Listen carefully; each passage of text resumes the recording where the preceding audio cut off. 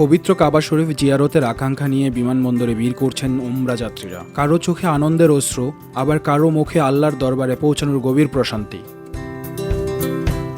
অনেকেই বলছেন জীবনের সবচেয়ে বড় স্বপ্ন পূরণ হতে চলছে তাদের।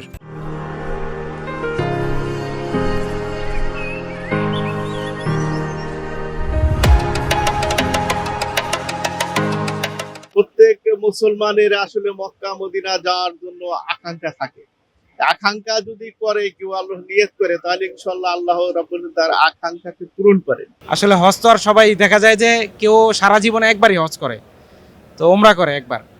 তো ওনার সারা জীবনের এই একটা পুঁজি দিয়ে উনি মক্কা মদিনা জিয়ারত করার ওনার খুব আগ্রহ ইচ্ছা থাকে। তো এখন ধরেন কোনো একটা বৈশ্বিক পরিস্থিতির কারণে এই জিনিসটা যখন একটু ডিলে হয়ে গেল, তখন ওনারা একটু মানসিকভাবে ভেঙে পড়ছিল এবং আপসেট হয়ে গেছিল।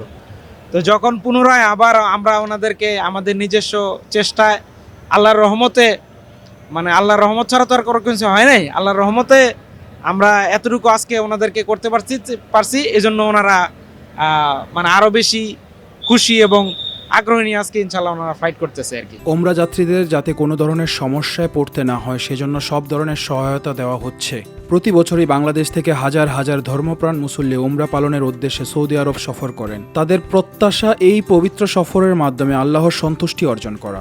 আমি আল্লাহর ঘরে কাছে হাজার শুকর আল্লাহর কাছে, আল্লাহর সন্তুষ্টির জন্য যাচ্ছি। S M Rakib, BOD Bangla, Dhaka.